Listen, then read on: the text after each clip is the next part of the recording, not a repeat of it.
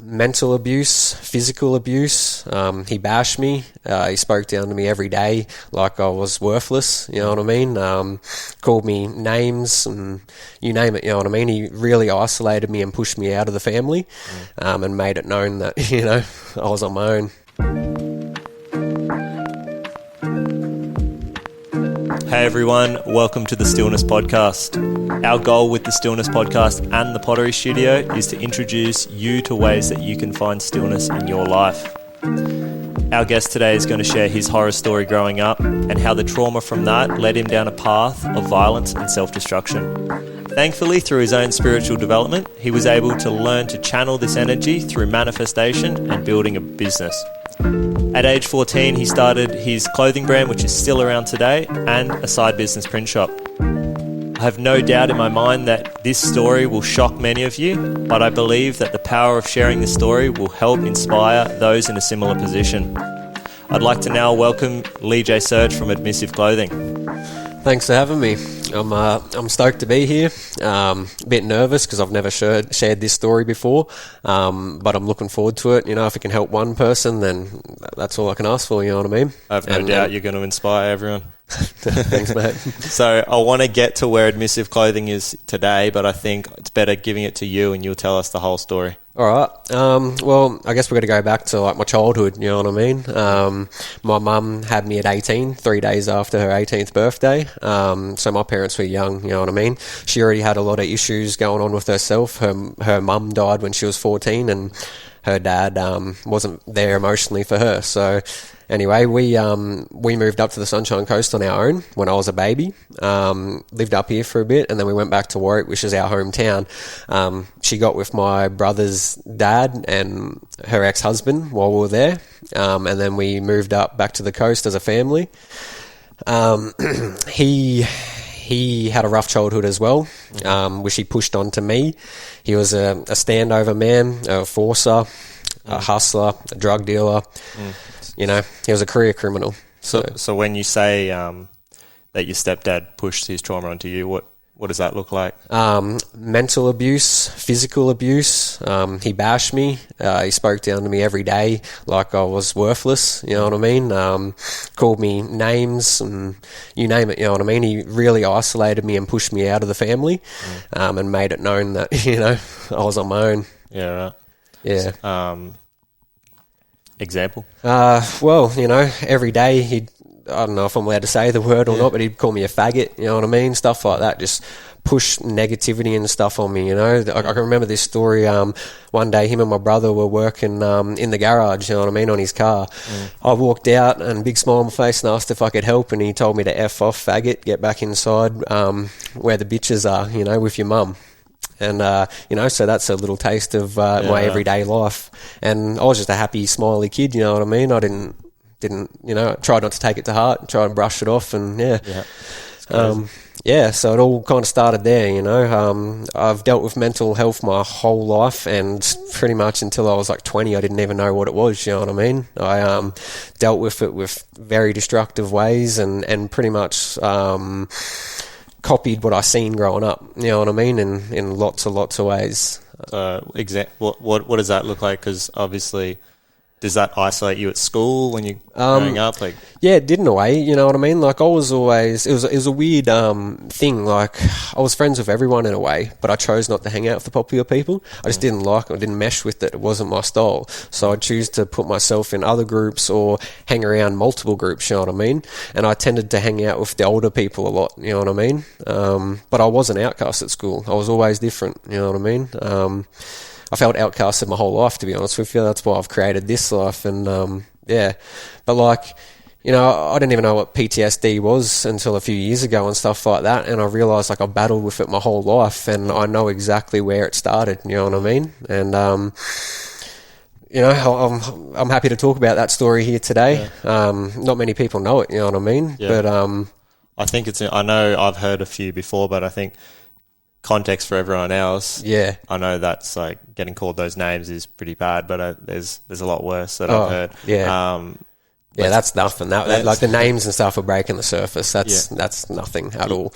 Let's pick something else that a 10-year-old Lejae Surch goes through when he's growing up. Okay, so here's a story. This is the last night I remember ever having a good sleep. You know what I mean? Like a full non-broken sleep. And it's my mum was working nights, and my stepdad was babysitting us. And we went to bed, normal night. You know what I mean? I'm on the top bunk. We're sharing bunk beds, me and my brother. And I remember going to sleep, sleeping on a cloud. That's how I used to explain it. I was that asleep. And I just remember, I just got ripped out of bed, you know what I mean, mid-sleep, and just started getting laid into. And I had no clue what was going on, and my stepdad just laying into me. And I opened up my eyes to him, and he's going, "Why did you do it? Why did you do it?" And I was, I don't even think I was 10 then, maybe 8, 9, 10 maximum. And I didn't know what was going on. He's like, "Why'd you do it?" And just kept hitting me. And I'm like, "What did I do? What did I do? I don't know." And I was like begging for mercy, literally, you know what I mean? Like as a child, I should say, like he's covered in tattoos, head to toe, you know what I mean? He's a big boy. Like when he was in jail, he got that big that he split his muscles, you know what I mean? So he's a big boy. And I guess that's why I don't fear human beings, you know what I mean? I grew up with that. But anyway, he was laying into me, and I had no clue what it was about. I was asking, like, "What? Just tell me what." He's like, "Why did you break the PlayStation game?" And I was like, "Huh?" I had no clue, you know what I mean? He's laying into me over a PlayStation game. And I'm like, "I didn't do it." He just kept laying into me, smacking me as hard as he could and stuff like that. And I was thinking, like, I thought I was going to die. Like, you know what I mean? I didn't know at that age. And I'm thinking, I'm just going to have to lie. Like, I'm going to have to lie my way out of this. I'm going to have to tell him, because he kept saying, "Just admit you did it. Just admit you did it, and I'll stop." So I thought, the only way I'm going to get out of this, I'm going to have to lie and say I did it. And I said, okay, I did it. And then he's like, maybe I made a story up quickly, I broke it and I put it in the bin, rah, rah, rah. And he's like, "All right, see, was that hard?" And I was like, "No." And then he just started hitting me even harder, like just wailing into me. He's like, "This is for lying, you know what I mean? And my mum come home later on, and she said, "You're an idiot, blah, blah, blah." Like, Bodie broke the game and I chuck it in. That's my little brother. He broke the game and I chucked it away, and it went back to normal, you know what I mean? Like, I woke up the next day and my back and bum and legs and all that were purple, you know what I mean? Like, I remember looking in the mirror just like, and nothing was ever said. I was never apologised to. My mum never said. It was just like swept under the rug and get on with it, you know what I mean? So that affected me in ways I didn't even realise, you know what I mean? And that was the last night I ever remember sleeping properly, you know what I mean? And through my teen years, I got stories about that, not being able to sleep properly and that. But yeah, that's where a lot of my issues started. So I think we're all getting a picture of what sort of monster this guy is, but maybe, tell us what other kind of things you were around. Like, he was involved with crime. What does that look like? What sort of crime? Well, there's a night, you know what I mean? Like, there's plenty of nights, but for example, so for the first 10 years of my life, like, we had the best of the best clothes and stuff, you know what I mean? Like, he was a criminal, so he didn't work a job, but he had drug runners and stuff working for him. And I remember, like, say, a couple times a year, you know what I mean, we'd get woken up at 12 o'clock at night, and his drug runners would be coming in and pouring out backpacks full of, like, Adhd clothing and Nike and stuff like that, all in our sizes, because he'd write a list and get them to go do over places, you know what I mean, for stuff like that.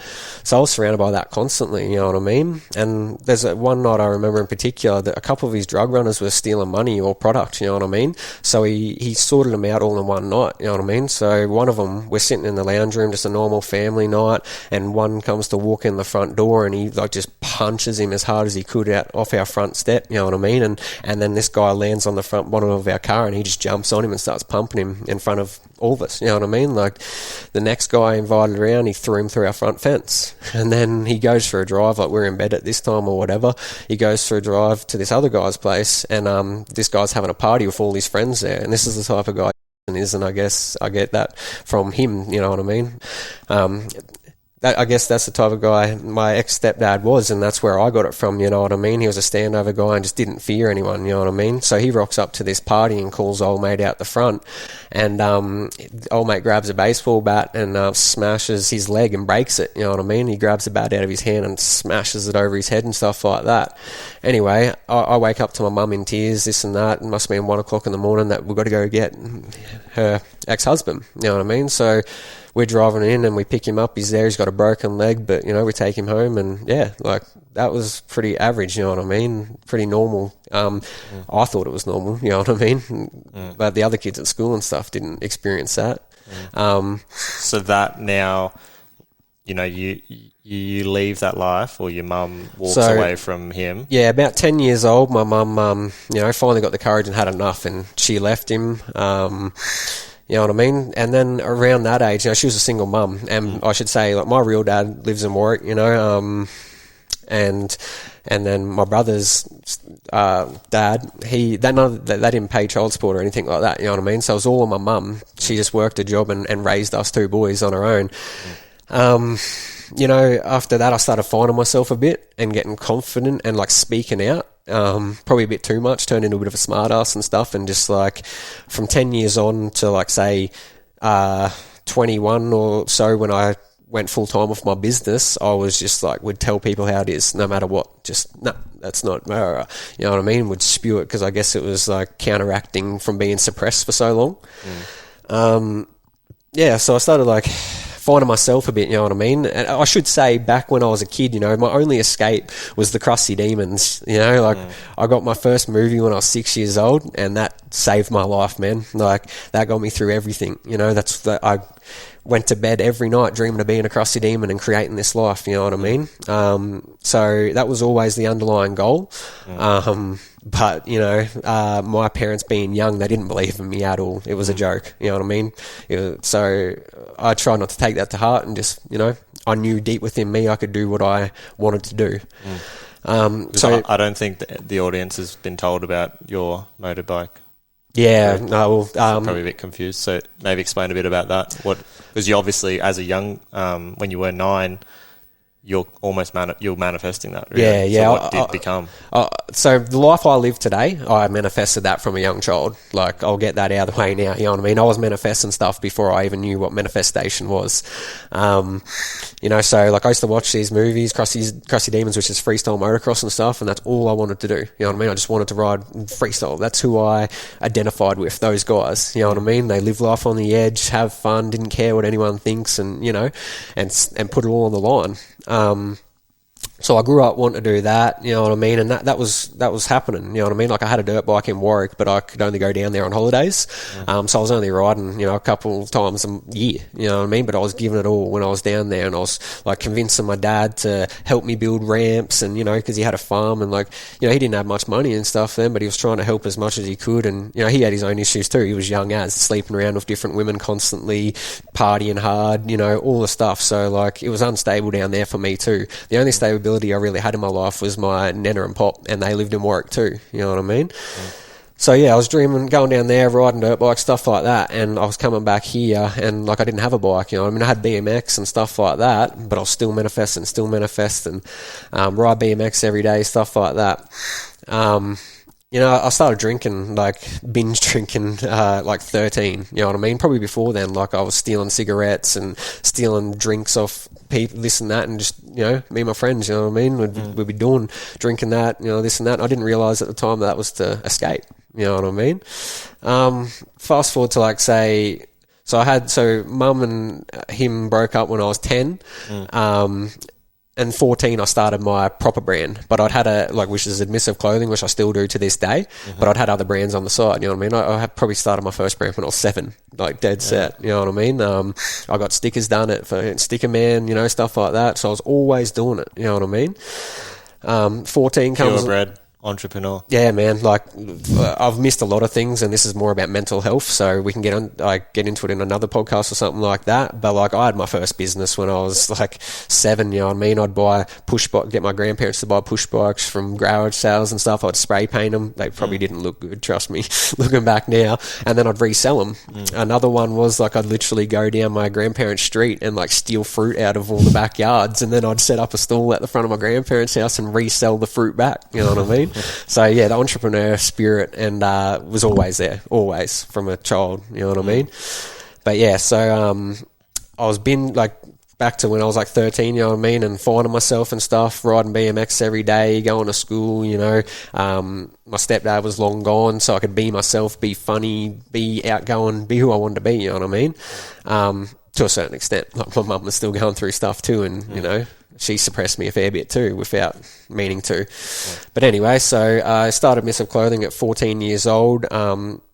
which was my escape. You know what I mean? I was dealing with so many emotions and so many like feelings I didn't know what it was. You know what I mean? Like, man, I've had ADD my whole life. I didn't even know like till in my like 18, 19, 20. Same with PTSD, same with like clinical depression, all that stuff. So I was dealing with this stuff and trying to find ways to cope with it, you know what I mean? And I knew that being a normal person in society, working a 9 to 5, stuff like that was never going to give me that fulfillment that I needed to like overcome what I'd already been through from such a young age and to carry me through life, you know what I mean? I always wanted bigger, and it was always about the passion, you know what I mean? I'll just quickly touch on that ADHD thing because I think a lot of us, I mean, I definitely would have been diagnosed that if we went to the doctors and got diagnosed. But I think there's probably what's the word? It's a blessing that we didn't, because I've got mates who are, addicted to dexamphetamines. Yeah, 100%, man. Best thing that ever happened. Yeah, exactly. And that's like bloody legal speed. Yeah, exactly, man. Like, that's what I mean. The pharmaceutical companies, boom, boom, boom, boom. And I'm so glad, you know what I mean, that I didn't go down that, because it would have like drained out the part I need to keep pushing through all the adversity and stuff that I come about in my life, you know what I mean? Because you can always find a creative outlet to let that energy into, which is what you're about to go into, which... 100%, man. And you know what I mean? Like, that's the thing. Like, they're quick to prescribe you stuff that's going to take that away. But what about channeling it? You know what I mean? Like, there's a quote, I can't remember, that says, if you judge a fish on how it can climb a tree, you know what I mean? And that's like the schooling... Einstein. Yeah, it's like the schooling system to a T, you know what I mean? I was proven from... Like, if anyone had taken notice of me, they would have seen that I had big dreams. I could have made any of that happen, you know what I mean? But it was all a joke to everyone, because I couldn't fit into like school. I didn't thrive because I wasn't interested. If I wanted to thrive at school, I could have. You couldn't read, I think you said? I was pretty illiterate, you know what I mean? Like, I remember growing up and I'd read like 6 and read it as sex, you know what I mean? And be so certain. Like, I'd stuff up words all the time, especially reading in front of the class and stuff. And that really played on my mind. Like, I remember reading like and slowing every word down so I'd get out of that habit and just teaching myself to like, no, this isn't going to happen. You know what I mean? I was really bad at maths, like always failed at maths, you know what I mean? I never read books, and now I can't stop reading books, you know what I mean? Yeah, it's crazy like that, you know what I mean? But I guess the way... You've obviously read The Secret. Yeah, 100%, man, 100%. And that's what actually triggered all this. Like, I read The Secret, or watched The Secret and read it, and then that triggered me to start learning about energy and manifestation and all these other things. That's literally where it all started. But I guess the way Admissive come about is because I grew up dreaming of being a crusty demon and stuff like that. But I was really obsessive with things, you know what I mean? Like, I'd look right into the backstory of things and stuff like that. And, at that time, it was going like, if you couldn't backflip and do all these crazy tricks, you're done. Like, half the riders were out overnight, you know what I mean, when the backflip come in and stuff like that. So as a young kid, I wanted to plan ahead because I knew this was my lifestyle. This was for me. So I thought, how can I remain in the... Because everyone was getting in my head, like, oh, you need an apprenticeship, or you need this, or you need that, a backup plan, in case your riding doesn't make it. All right. I'll make a backup plan that still revolves around riding. You know what I mean? I can still be in the industry, like if I was in a wheelchair, well, guess what? I can still screen print shirts and send my own product out and do stuff like that and sponsor other up-and-coming athletes and help them reach their goals and dreams. You know what I mean? So you've got a backup plan for a motocross? Yeah, for freestyle motocross. Admissive, and then you got the backup for Admissive, which is screen printing. Yeah, backup for the backup. I guess it wasn't really a backup because I don't believe in having a plan B, plan A, but that was always plan A no matter what. Like, so I was going to have riding, the clothing brand, and the screen printing business. To me, that was the one thing with just multiple streams, you know what I mean? So, I started doing that, and man, I come from like a family of criminals and stuff, you know what I mean? So I had no clue about technology at all, but I used it as my escape for mental health and stuff, you know what I mean? So it's like, I didn't even know how a t-shirt was printed, man, when I first started, and I just researched everything. And back then, man, it's not like it was now. Like, you can go on and everything's there. Like, there was not even videos on YouTube how to screen print properly, stuff like that. So you self-taught? Yeah, self-taught all the way. But then over the years, like, I honed my skills. So I taught myself how to screen print. Then I'd go work at a screen print shop for free, or, swap them for product, this and that. Free? Yeah, for free. How long for? Over a year, man. Something I'm so, like, just trying tell people, like, you have to go and work for free. Yeah, you Like, got to pay your dues. Yeah. You know what I mean? Like, you got to pay your dues to the universe, let alone other people. You know what I mean? Everyone's so caught up in the instant gratification of stuff, and that's not how this works. You know, it's like the people that go out and buy brand new cars as soon as they're in business and this and that. I guess, like, that's their peak, I guess. Like, because, mate, my peak is going to be forever. You know what I mean? Infinite. Yeah, I want to keep going. That's how I thrive in life, is setting new goals, and I'll get into that because that's what saved my life a lot too. You know what I mean? So before we get into that, we want to talk about, well, you said save your life. So give me a couple of examples on where you were heading. You were 17, 18, 19. Oh, well, like before then, man, I was binge drinking 13, 14. Like, I started Admissive, and I got into a real toxic relationship. You know what I mean? And it wasn't till later on I went and spoke to, like, counsellors and stuff, and they say that you usually replicate, like, if someone hurts you in your childhood, you usually replicate that in your first love. So, you know, I didn't realise all these underlying issues were there, you know what I mean? So I got with this girl, and, like, it was crazy love, you know, young, high school, stuff like that, but she was constantly cheating on me, you know what I mean, and stuff like that, and it was really triggering my mental health, and I didn't even know, because I didn't know I had these issues, you know what I mean? She wasn't a very, like, I don't want to put her down, stuff, but she's not a very nice person, you know what I mean? She had a lot of her own issues going on, and from her own stuff, and, you know, she projected all that onto me, you know what I mean, and took it out on me, in the ways of, like, you know, I wasn't even allowed, I'd already been beaten up, you know, over my childhood, mentally and physically and stuff like that, and then, like, I started being like, I'm gonna start a clothing brand, and and, like, if I had showed any, like, subtle self-belief, those around me, including her, would cut me down, you know what I mean, like, oh, you're so cocky, oh, you're so up yourself, and I'm thinking, deep down, I don't believe in myself at all, you know what I mean, I'm trying to, like, I do deep down, but there's layers and layers of self-doubt and all those things that I was told as a kid, you know what I mean. You probably attracted her in your life because of where you were at. 100%, man. 100%. You know what I mean? Like, what you put out there is what you get back in ways, you know what I mean? And I didn't even know I was putting things out there because, like, dude, I was raised behind Forcer pretty much, you know? Like, he was a piece of, you know what? Every room he walked in, man, he was intimidating people, you know what I mean, and putting them down, and, you know, he was a real intimidating person, you know, so that's all I kind of knew. I didn't replicate that. I wanted to be the opposite. Like, I've always tried to bring people up, and, you know, that's the thing. A lot of people have mistaken my kindness for weakness over the years, and that first relationship was one of them, you know what I mean? I'll just touch on the, like, Lejae's been renting his screen printing business has been next to the Pottery studio for 2 years or something? Yeah, 2 years. And we've said g'day a few times, but it's only really since he made the decision to relocate and lifted himself out of the state he was going into, which was suicidal and depression and stuff like that. I'm not here to sugarcoat anything, you know what I mean? My son was born, say, 4 or 5 months ago, and my print business is another.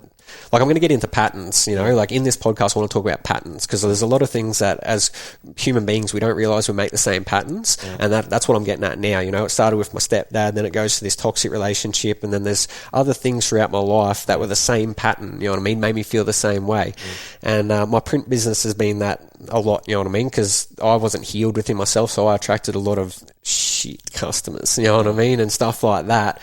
But yeah, like, and I got this opportunity to speak on this podcast because, like, I opened up to Rod. I was going through some serious stuff, and just one day all it took, like, I don't know, you just said something to me, and then I opened up, just spewed it on, and then here we are, you know what I mean? And now you're attracting things that are probably better for you in your life. You're very happy, and now you're probably going to be able to help someone else in your situation. Absolutely, man. And I actually remember being a kid just wanting to do this, you know what I mean, get my story out there, and if it could help other people, then that's all I want, you know, because there were certain dudes, like, you know, certain crusty demons and stuff like that I looked up to that would share what they'd been through, and man, that saved my life in ways, because it was like, I'm not alone, like, because everywhere, like, my whole family, everyone around me, I felt alone. I was always alone from a child, you know what I mean? It was me against everyone, you know what I mean? That's how I felt. No one truly had my back. So what's the someone else is going through the same thing? I know you just said something to me, I can't even remember what it was. I think you actually said something to Jai and I came over, but what do you say? What should they do? What should someone in your situation who's, you know, ready to take their life? Stop listening to everyone else, you know what I mean? Because you realise society's full of people that project their own insecurities onto you. So you need to block out all the noise, go within. Like, people are scared to sit within themselves and scared to be alone, but because it's very confrontational, you know what I mean? There's things you don't want to deal with, but to heal and come out and be a better person, you need to, you know what I mean? I've spent a lot of time alone over the years, like at every stage, you know what I mean? Even through that toxic relationship, we'd be breaking up on and off, this and that. I'd go through these stages where I'd just be with myself, you know what I mean? I started realising a lot of things, you know what I mean? And I've tried every way, that's the thing, like I've tried alcohol, sex, drugs, like everything to heal this and numb it out, and the only thing that I've found is to be alone and be at one with yourself, block out the noise, and that's the only way to heal and know who you truly are. And see, a lot of my issues come from being told who I was my whole life. I was always told who I was or who they thought I was, and it was never right. I remember sitting there going, what? Like, I mustn't know myself because these, like, you know what I mean? And I didn't know myself, but I did know myself at the core, you know what I mean? But I didn't know myself because everyone was telling me who I was and this and that. So my number one thing is to, like, believe in yourself, man. Stop taking advice from everyone else because no one knows. And everything's, people talk out of fear.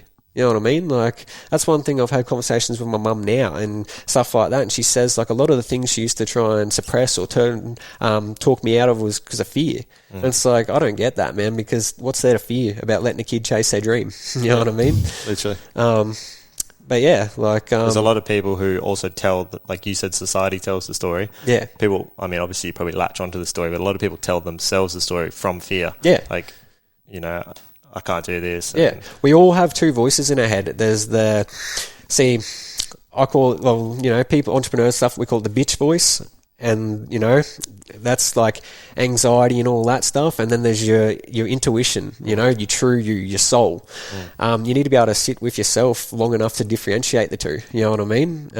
One thing I've learned about like nervousness and stuff like that is society talks about nervousness as a bad thing and this and that. Well, for me to become a professional athlete and stuff like that, you have to actually turn that nervousness and realize it's excitement because you're about to do something awesome. Like literally me this morning because I was like, what am I doing? I didn't practice for this. Exactly the same, man. Like I had all these notes written down, stuff like this, because like this is the first time my story's going to be heard, so I didn't want to ruin it. And then I just said, no, let's just go with it. You don't need to rehearse your own story. Yeah, exactly. But like I didn't want to leave anything out. That's more of it because you know I always said I'm going to write a book one day and I'm going to share all this stuff in it, and then people that were sitting in the same room as me at the time of that story or whatever, going to be like, what? I didn't realise he was thinking like that, or, you know, I didn't realise he was going through that.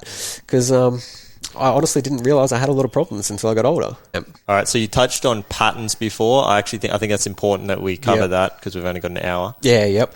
So I've looked into it a lot, and, you know, like as human beings, we tend to go down the same patterns, you know what I mean? Especially when we feel bad about ourselves and stuff like that. So there's a lot of patterns that stand out in my life, say, for example, stemming from, say, my ex-stepdad and stuff like that. So it'd be like, he left at 10, then I got into a toxic relationship at 14, started hanging out with like friends that weren't my style, this and that, partying heaps, suppressing it, I moved out, we broke up at like say 18, I moved out to Yandina, which is like 30 minutes from where I grew up, and it's like kind of like a little country town kind of thing, and that's where my growth really started, and my spiritual stuff, but it also, a lot of patterns followed, you know what I mean, without realising it, and followed me into my business life, you know what I mean? But pretty much, you know, like patterns, like every time my life was going awesome, I'd fall into a pattern, you know what I mean? Like, and self-sabotage in a way. So, you know, I moved out there. It was great because I was fighting a lot, man. Like when I was in the main part Fridays, stuff like that, like I'd fight every weekend, you know what I mean, just to get my anger out. And it wasn't like I wasn't looking for it, but I guess I used to say I never started fights, blah, blah, blah. I just finished them, this and that. But no, I did start them without knowing. But pretty much because I had all that pent up energy and stuff, and anger and hurt, all that stuff. I just like it. something would happen at a bar, for example, like we'd bump into each other and knock their drink out there, like trying to be tough, this and that, because we knocked a drink, and I want to kill this person because they abused me my whole life. You know what I mean? Like, I didn't realise that, but that's what, like, I put it to. So anyone like that, I just punch on, and like, I never knew, I kept coming out on top. I'm like, how did that happen? You know what I mean? That guy's twice the size of me, and it wasn't until I like went and got like help later on in life, they said that because I suppressed the feeling so bad and never dealt with it, every time I got into a fight, it was like fighting my ex-stepdad. Yeah, right. And using that pain. So I was like literally life or death. Yeah. And that's how I was dealing with that stuff. Because you talk about blacking out. Yeah. So I used to black out. I still do. Like, I've worked at it a lot. But say, for example, I'd black out, and the more I think about that, I think it was to protect myself, like protect me mentally and not cause any more issues, because like I'd black out before the fight and come to after it just covered in blood, and this person's, you know what I mean? And lots of people saw it. It was in public constantly, like, you know what I mean? That's, I was going... Surprised you didn't end up in jail. Well, I got threatened with jail many a times, man. I don't know how I got out of it, but I was going down a path of either going to be dead or in jail. That was the only two ways, and I've actually had a few close calls of nearly killing people in a fight, stuff like that, and it was nearly all over from there. But so after all that real destructive time, just like being a young idiot, you know what I mean, just trying to get that frustration out, and I didn't know how to channel it properly, and I wasn't. Like, I was still riding and stuff, but I could only ride on holidays, you know what I mean? And I was dating this chick, so it seemed like every time I went away, she'd cheat on me, you know what I mean? So I stopped going down there, and, you know, like I said, like, my dad was sleeping around a lot, and, like, he was young too, you know what I mean? So I had no stability down there besides my grandparents, and growing up, I got over it, so I started going out here with my friends, you know, because I was missing out on a lot too. Like, I would go back to school and everyone's talking about all this stuff they did, and like at the time, like, I took it for granted, I guess, but I'd just go down and ride dirt bikes and stuff, but everyone's playing, having play dates and this and that, seeing each other on holidays, and I was missing out on all that. But so I moved out, I went through all that stuff, and then like I moved out to Andino at 19. And it was the best thing ever, man. Like, I had a compound in my backyard. I was only renting this place, but I lived there for 7 years. I had a foam pit, resi, ramps, all this stuff in my backyard. You know what I mean? And so I just went ham. Like, I was riding pit bikes mainly then, and BMX, you know what I mean? Because when I found pit bikes, it was like, whoa, this is like a dirt bike and a BMX with an engine, you know what I mean? It's both in one. And, you know, I had a lot of opportunities and stuff like that on them. So I just started riding heaps, but I was partying just as much because I was 19, you know what I mean? And, like, all my friends were older and that, but every weekend I'd have 10 people out of my house, you know, constantly just drugs, alcohol, party. Like, we just had our own world, and we'd ride bikes just constantly, you know what I mean? So there was a stage there, man, that I didn't ride sober, you know what I mean? And that's ridiculous, you know what I mean? Like, every time would turn into us drinking, stuff like that. So I was repeating those patterns because I hadn't healed any of that stuff.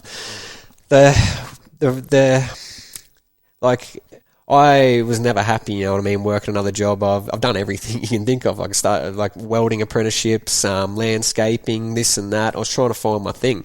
I actually quit my apprenticeship. Sorry to backtrack a bit, but like, I quit my apprenticeship because the depression was so bad when I was like 16, 17 and stuff, from like dating that chick and my own actions and doing all this stuff. I just was not happy, man. That was like the first taste of like wanting to be suicidal. Like, I was suicidal and like wanting to kill myself and stuff all around those years. And I tried to, you know what I mean? Like, I've tried to a few times over the years, you know what I mean? I can get into that later.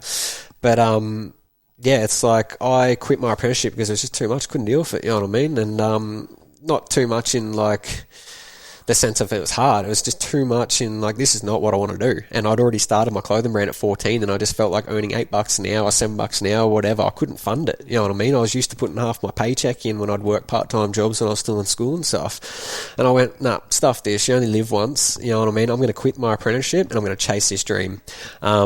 I went and got a job painting, like painting houses, labouring and stuff, and I did that for years, and that was funding Admissive on the side. So I was like buying screen printing equipment and just hobby stuff and learning the whole process behind the scenes. I was still paying like other local screen printers to do my stuff, but I was doing that on the side too. I was also actually, like, through my teen years, ordering hundreds of shirts and stuff from China as well. You know what I mean? So, like, that's been, like, the hardest thing to adapt to now with my screen print business, dealing with people that have got no clue. And I get it. Like, I had no clue at one stage too, but this is what I wanted to do. So I educated myself on it. You know what I mean? And, like, I was 15 ordering hundreds of shirts from China, being all professional, this and that. And I was a street kid. You know what I mean?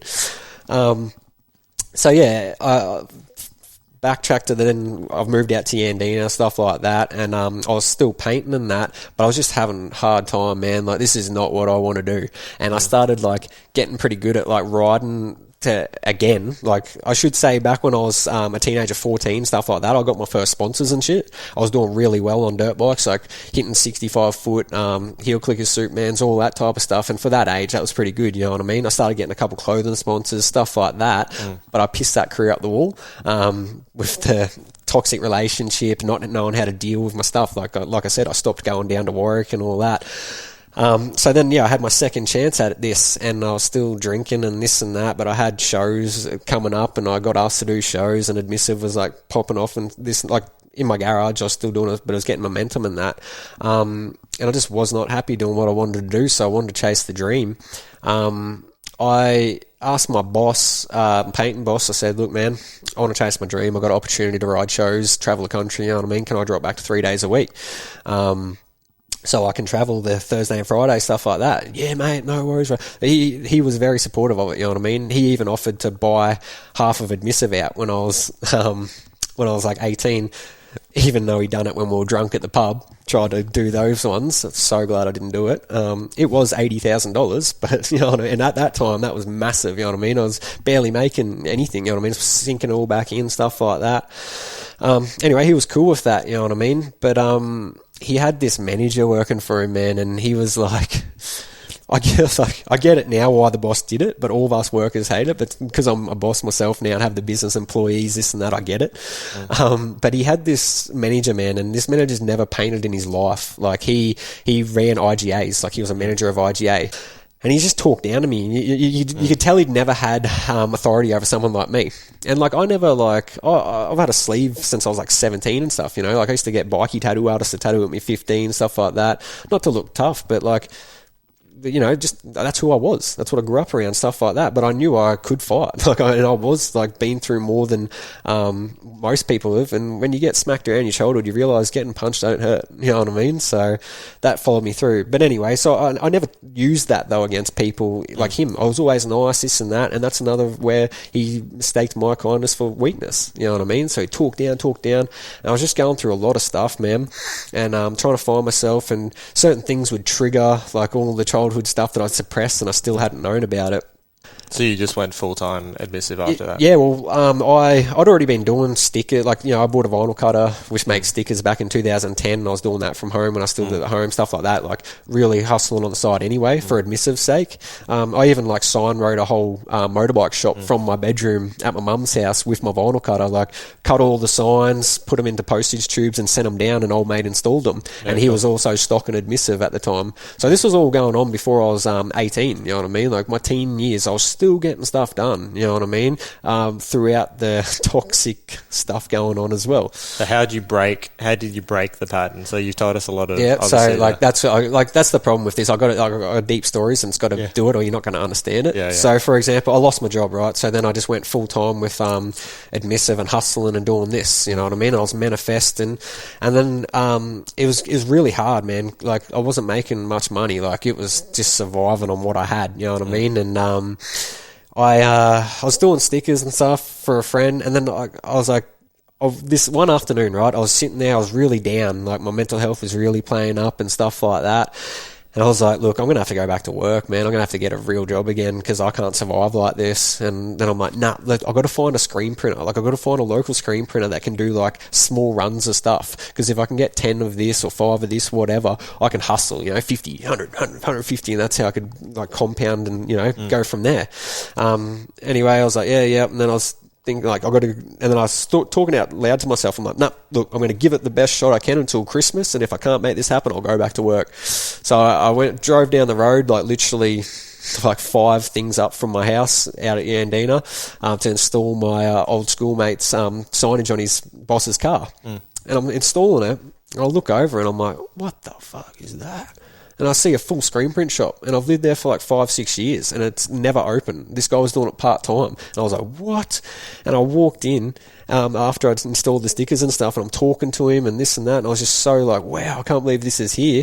And then I was asking if I was talking about how I print stuff at home and that I was looking to do smaller runs and stuff, and if he could do it. And he said, why don't you do it? You can come in here and use all my equipment. You can use my stuff, rah.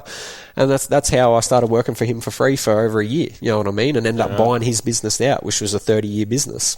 Awesome. But the real thing about patterns... There's something interesting there where you could have decided, I'm going back to the job, and instead you decided, I'll give it 6 months, and you walk down the road and it's in your face the whole time. Exactly. And I should say, like, I manifested that print shop, man. Like, when I was still painting, I was talking to a mate one day. I was fed up. I'm like, nah, I'm done. I'm sick of this, man. I'm gonna start a screen print business and I rattled off all this stuff, you know what I mean? Like, it's gonna have a sticker department, screen printing, so I could print other people's shirts when I'm not like when Admissive's not selling as much, you know, because the seasons go up and down, stuff like that. I walk in and this was that shop. Like, I literally was envisioning this shop in my head when I was on that roof. What did he say? Yeah, the guy was mind blown, you know what I mean? Because like I was telling him all this stuff, and like he's like, "Oh, you come back and I'll show you some printing stuff." Like, all right. I brought him some flannelettes that I printed myself, and he's like looked at it and he went, "In 30 years I've screen printed, I've never seen anyone screen print on a flannel."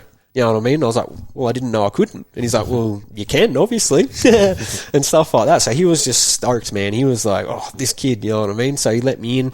I'd meet him in there and just like, I'd just do work for him for free. You know what I mean? And then he'd give me like, I was allowed to print my own Admissive stuff for free. You know what I mean? And like, he'd give me free shirts, plain shirts, in return for printing jobs and stuff like that. So I was just pumping Admissive and this and that. And then one day he offered me the job, offered me the business. He's like, why don't you buy me out? And I was like, what? And I'm thinking, I'll never be able to afford that. You know what I mean? This and that. How did you afford it? Hustling, man. Hustling. You know what I mean? Like, not always legal. You know what I mean? But to get, it was only, say, 10 grand to get in. Like, he was going to sell me all his equipment and stuff, just not the name and stuff like that. I got the business and I could take over the lease and all this. Even though there was he owed a lot of money. Okay. There was a lot of problems because he went through a divorce. It was their family business. She walked away, but she ran the behind the scenes, all the ordering, all this stuff, you know what I mean? So yeah. Tell everyone you bought out this business and all right, no worries. Ringing up the suppliers saying, I've bought out Fads. Oh yeah, well they owe us $500. So we're not selling you anything until you pay that. I'm like, I'm not paying that. So I ring him. I'm like, mate, I had to subtly threaten him to pay off all this stuff because how the am I going to run this business you just sold me if I can't even get all the inks and stuff? Anyway, so got all that sorted out, and then the part that really I had a mental breakdown, honestly, after a year and a half of doing that full time because he was left. It was a mixture of like he left a lot of stuff. Like I was getting phone calls like, "Where's me job, bro?" And I'm like, What job? Who are you through? And then it's like this and that. Warren was meant to do it 6 months ago. And I'm like, oh, I bought this out. I have no clue. You know what I mean? And that was the thing. He was meant to help me. As soon as he got the money, he bailed. He come in like 3 times. He was meant to come in for months, you know, just every few days and help me out, this and that, get the jobs going. He bailed as soon as he got the money pretty much. But anyway, after a year or so, I was suppressing everything because, say, from 10 years old to 21 or whenever I took that business over full time, I told everyone how it was. You know what I mean? And then I had to learn to like be professional and like because I was a kid, a lot of these adults would talk down to me and stuff. So it was like I was suppressing stuff. Like they'd be talking to me like talking to me like shit, and I'd be like, "Yeah, mate, no worries, I'll get your job done." Rah, rah. If that was the past, I'd have been like. Was arced up, you know what I mean? But you know what I mean? I had to suppress that. So after a year and a half of doing that, I was like so suicidal, man. Like I used to walk in that shop and see myself hanging from the rafter. That's how bad it got. You know what I mean? Like literally see me perfectly hanging from that rafter, and I knew I had to do something about it. And you know, a lot of it comes from not doing my authentic self. That's every time I've got really depressed and suicidal is because I'm doing what everyone else wants me to do and not following my heart and my journey. And the thing was, the print business took over Admissive, and it was never meant to do that. Admissive always had more potential, everything like that, but I was putting the print business first because everyone was pushing their work on me, and, you know, I was trying to keep everyone happy, you know what I mean? Just constantly trying to keep people happy, to whereas it'd be months, you know what I mean? And I haven't released anything of Admissive, and Admissive saved my life, you know what I mean? And, like, that's the only thing that ever got me through all these hard times, you know what I mean? So you walk into your shop and you see yourself hanging from the rafters. Yeah. How did you deal with that? I kept trying to push through, you know what I mean?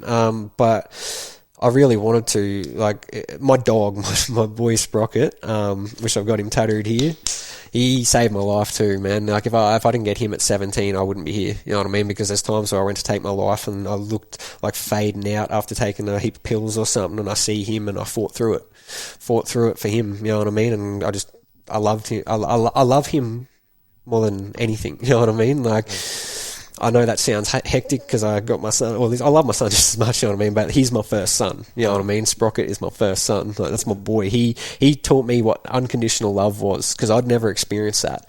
My whole childhood and stuff like that, all I ever experienced was love what they wanted from me, you know what I mean? And what they projected onto me, not loving me for who I truly was and letting me be me, you know what I mean? So anyway, that got really bad, and I was like, this is not what I want to do. So I made a decision. I'm going to gut this place and I'm moving it home. I live four houses down anyway. Like, it was an industrial area, but I had one of the only houses in it. I was like, I'm gutting this. I'm moving it home so I can focus on Admissive. That's what I want to do. I don't want to print for everyone else, you know what I mean? I still want to do it on the side because I really enjoy it, but I'm going to do this, you know what I mean? And I really got it cranking. And it was all happening. I was riding professionally, all these things throughout this time, riding shows every weekend, stuff like that. And then I got into another toxic relationship, didn't I? Because I sabotaged myself. And I spent 2 years in that, and it was just constant mind games, and like, she had a lot of issues of herself because I seemed to go for those girls up until my current partner. She's the first one, and I healed myself, and that's how I got her. You know what I mean? So this relationship sent me down a lot of stuff too, and then sent me back into, like, I was just constantly printing for everyone else, trying to keep everyone happy again. You know what I mean? And I was losing myself again. I think I'm seeing the pattern now. Yeah, exactly. I lost myself again.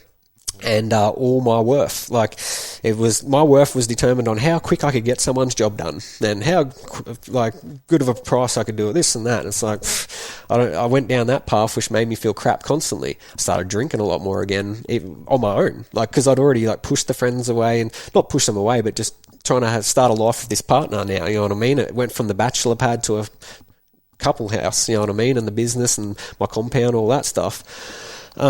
So I started binge drinking a lot to deal with it, stuff like that. And then I was still, like, partying with the boys, but maintaining the relationship, stuff like that.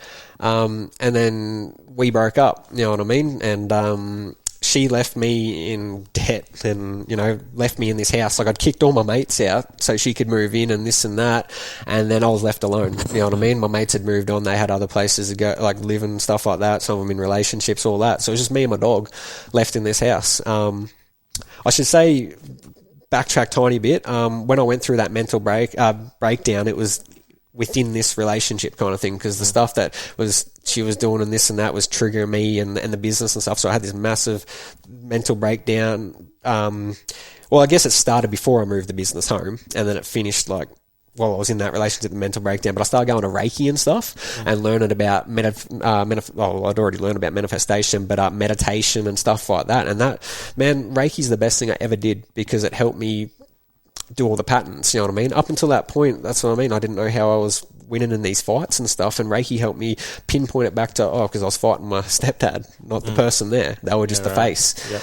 And it helped me, like, pinpoint everything, you know what I mean, with my childhood and this and that, and how I was putting myself into these relationships. So, what's the relationship pinpoint? Like, what do you think that is? That's, like, comes from watching my parents, you know what I mean? Because my dad was a cheater. He cheated on my mum constantly every weekend and stuff like that. So you attracted someone that cheated on you? Yeah.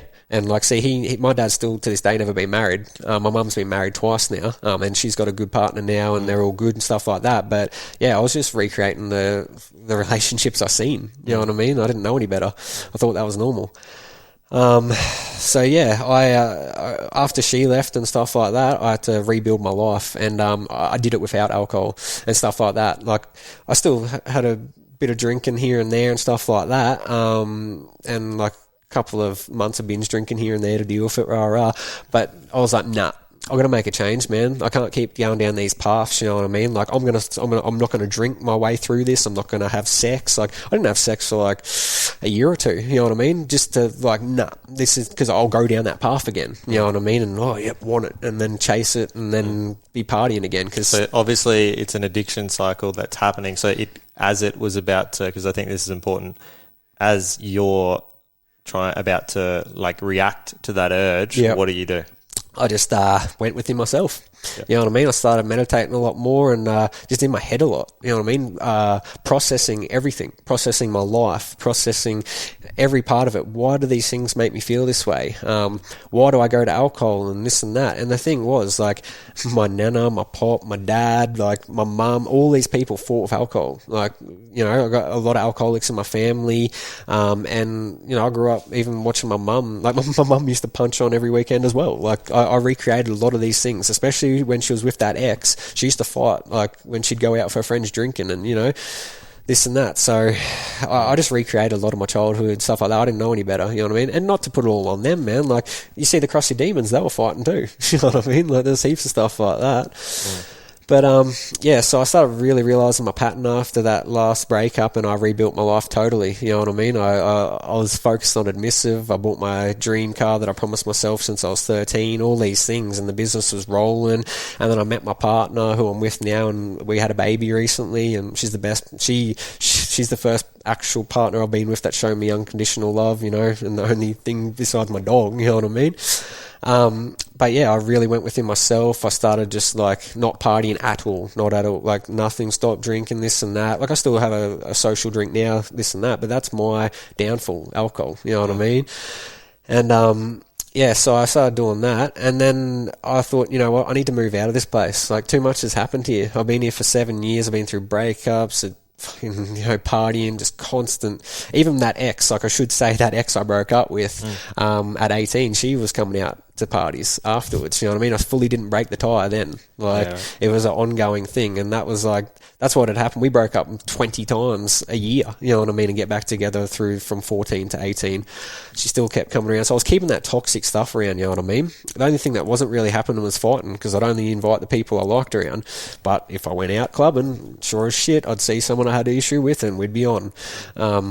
So distancing yourself from that, how important was it? Oh, very important, man, because that's what was my patterns, you know what I mean? I went to alcohol and fight. It all just was one, you know what I mean? Alcohol, sex, drugs, fighting, it's all one. That was my release. There's that quote where you become the 5 people you hang around? Exactly, and the 5 people I was hanging around like that and more, you know what I mean? Like, a lot of my friends got addicted to stuff, and I didn't. I fought the urge the whole time, but I think that's just because I had Admissive and writing, and I had these other dreams that it's like, if I get addicted or, you know, this and that, I won't be able to do this, and this is the only thing that saves me. So if I don't do this, I'm gone. You know what I mean? So having a purpose and a dream that's bigger than you, 100%. Also saved you. You need something to get out of bed every day. You need to set a dream, and that's one thing that has helped me through these years. Is I write dot points every year. Even if I don't tick all them off, the confidence and the fulfillment you get out of that when you consecutively, say it's been like 14 years now that I've ticked off goals every single year, and I've done like full A4 pages, you know what I mean, of goals. When you tick that off, man, you know no one can stop you. You know what I mean? It's so funny you say that, because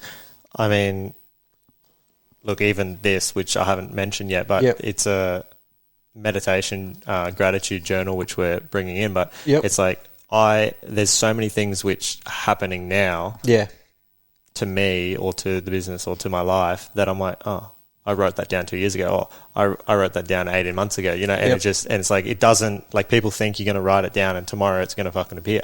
But it's not. It's like you do have to work on it. You don't just ride down and sit on your couch, but it does come. This is the microwave generation. I heard this on a Ben Baller podcast the other day. The microwave generation, you expect to be able to put your dream in the microwave in 30 seconds, boom, it's done. No, I hate to tell you, it takes 10, 14 years plus, you know what I mean, to build something.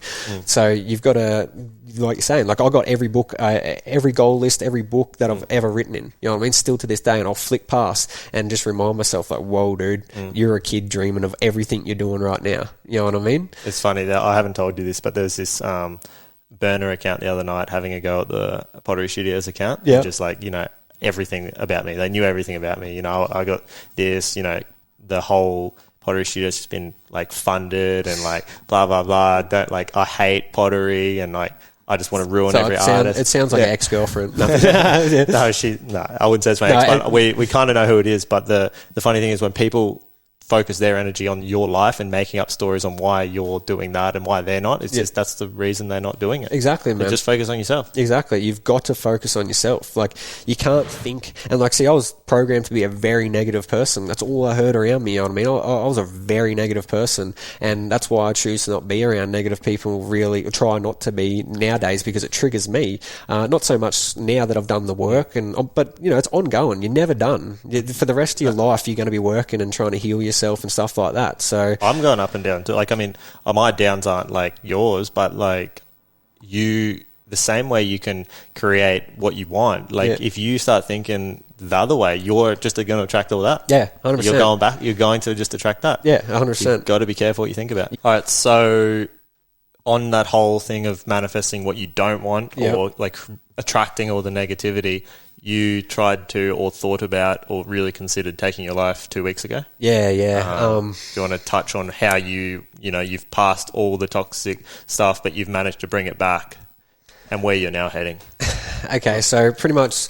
Long story short, it all kind of come back because I fell into the pattern of like I got another shop when I moved and and I went off path from Admissive again and started printing for everyone else, and that triggered a lot of things, dealing with people, stuff like that, and just the stress, man, like having my son and that, like I felt like it was robbed from me because I couldn't enjoy the moment, you know what I mean? Like he was born at like 3:33, so he's an angel baby, in the morning on Friday, and by Sunday night I was just constantly getting hit with, how's my shirts going? And it'd be like, congratulations mate, how's my shirts going? When do you reckon they'll be done? You know what I mean? It's like, that's all I was thinking. That Monday I went back to work, you know what I mean? So I didn't take any time off just to keep everyone else happy again, you know what I mean? So that's really, and that's on the back of like heaps of stuff that's been going on over the last 2 years, stock issues, dealing with the wrong customers, and then, I was like, stuff got that bad that I was sitting there. It was actually 2 times in the same week I contemplated taking my life, you know what I mean? I told my partner what I wanted her to do if I did take my life. Like, she doesn't want to hear this stuff, you know what I mean? But she loves me. She loves me unconditional, you know what I mean? No matter what. So I started, like, setting out what I wanted her to do if I took my life, you know what I mean? And, it was really low point, you know what I mean? And then I sat there at the river. I went for a walk on my own, and I literally sat there and went through the motions of drowning myself, just walk in and drown myself, you know what I mean? And I sat there and I went, this is bullshit, man. I'd rather be dead than do this. So this is the crossroads that I've come to so many times in my life already, and it's like, there's time to make serious changes, you know what I mean? I love Admissive and my writing. Like, we haven't really touched on it, but I'm still a professional freestyle writer now. I actually bought my own team, and I can get out back on the road and do shows, but for the last 2 years I've been printing everyone else's stuff, keeping them happy, you know what I mean? And you never can keep everyone happy, man. Like, I get a job done on time, and then the next person's asked. It's just constant. And it's like, that's not what I want to do. The print business, Admissive bought the print business. That was for Admissive's benefit, you know what I mean? So anyway, I was at that low point, and I said, nah, stuff this. I'm done. I'm gutting the shop again. Our lease is ending. I'm not re-signing another one. I went in that day and I said, I'm fucking moving. You know what I mean? I'm taking this home again. You know what I mean? At least for the next few months. And then next year I'll get another shop, but it's going to be fully restructured. You know what I mean? The print business was always meant to be a side business, and it needs to stay that. You know what I mean? Until I can get a good team around and then build that on its own. But Admissive is the thing that's going to fund that. It always has. You know what I mean? It's always the thing that helps that grow. So pretty much... You're so passionate about it. Oh, man, I love it. It's tattooed on my hand, you know what I mean? Like, that's what I live for, admissive clothing, you know what I mean? That's my baby, that's saved my life, and this stuff comes from that, you know what I mean? I've always dreamt of doing this, but I was too busy trying to keep everyone else happy, locked in a print shed, printing for everyone else, you know what I mean? Instead of doing things and getting, trying to help other people. So I'll just quickly say that I don't think a lot of people would realise you still manually do them all. It's not automatic. Yeah, no, I do. Like, so there is a lot of, most shops are still manual, but like, yeah, I manual print everything, man. Yeah. I'm known for my quality because I got obsessed with it and I locked myself in and I needed that quality to be on point. You know what I mean? So I'm known around the world for how clean and crisp our prints are, you know what I mean? But that takes time. You can't do that stuff like on an automatic press. You've got to do that manual. So if you want quality, it takes time. You know what I mean? And that's what I've been trying to get across to people, but it's just the whole everyone wants it now world. So fine, go somewhere else. Go to another printer with automatic press. I'll have my own automatic press in the future, but that'll be for admissive. And then we'll start taking on automatic jobs, you know what I mean? But yeah, I'm done, man. I hope that doesn't mean admissive clothing's going to go down with automatic press. Nah, no way in the world, because that'll always, I've promised myself admissive will be on a manual press. Yeah, it'll always be a manual, but admissive will buy that press. Yeah, you know what I mean, for something else. You know what I mean? Because I got a lot of things in the works. You know what I mean? We should probably do a business podcast because like I got a lot of stuff going on with my sponsored athletes and stuff, which is like going to take up a lot of the automatic press will be used for that. You know what I mean? Cool. Yes. But so yeah, right now as it stands today, I'm working from home. It's the best ever, man. I've literally 3-4 days. I've still got the shop, but I'm slowly moving everything out, stuff like that. But I don't work anymore. I get paid to do what I love. I'm retired. I'm back to doing admissive. I only print for my friends and close print customers that have been there for me for years, and that's plenty enough. Like, plenty enough. But now I'm back to chasing my passions, doing my dreams, and I feel on fire, man. As soon as I made that decision, opportunities like this have been popping up, you know what I mean? And it's great. What happens? You start attracting it all? Yeah, exactly, because I was vibrating on such a low level because I was doing something that I didn't want to do every day and dealing with people that didn't care about me. You know what I mean? They just want their print product. They don't care what it takes. Like, they don't care if I just had a baby. They don't care if I'm working 100-hour weeks. They don't care if my depression and I've not eaten for days. You know what I mean? They don't care about any of that. As long as their job's done, they couldn't care less. I used to, like, in my main depression times, it's like I wanted to blow my brains out. It's like, you want your shirts? I want to blow my brains out. What are you going to do if I do that? You're not getting your shirts, so just back off. Like, this is my passion. I'll do it anyway. I don't need anyone to tell me to do this. I do this for the fun. You know what I mean? I've done this forever. But anyway, it all got too much. My life was going in the direction that I didn't want to. I haven't written shows in 2 years. You know what I mean? That's not cool. That's taken away fully from what I want to do and what my intuition and my soul, heart and soul tell me to do. You know what I mean? So yeah, so we'll start to try like wrap it up a little bit, but I want to, obviously there's so much in this. Yeah.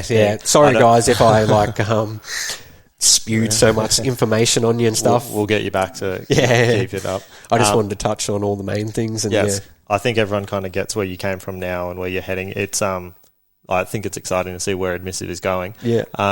If you're going to get like just give a couple of key points if someone is going through struggles. I mean, when you said you went down to the river, even just doing that, I mean, it's not much. But I know there's people who sit in their room and don't leave. They might smoke weed and just never leave the TV. Yeah. Getting up and going to the river is probably going to be, that's going to help. Yeah. But what are a couple of things like that you think might, get people through it? Well, people say talk about it and stuff, and like I've tried to talk about it. I've been an open book my whole life, but you can't expect other people that haven't been through the same stuff to understand you and resonate with you or even know what to say. It's pretty heavy when you're like talking about taking your own life and stuff. So you need to become one with yourself. Love yourself, before you can love anyone else, you need to love yourself. You need to sit with yourself, and like if you can't stand your own company, how is anyone going to? Like, how do you expect anyone to? So I think the main thing is to create a strong relationship with yourself. You know what I mean? Put yourself first, because you can't pour from an empty cup. You know what I mean? Learn who you are to your core, that anyone else's opinion and stuff does not matter. It's just background noise. You know what I mean? It's funny because back to that story the other night, it's like I'm getting attacked. Yeah. Zero care. Like I'm just sitting there. Like I've said one smart ass thing back just as a joke, and then Gabby takes over the phone and Yeah. she starts replying. I'm like, just leave it. Like, Yeah. she's attacking me and I don't give a shit. Like, I don't know who it is.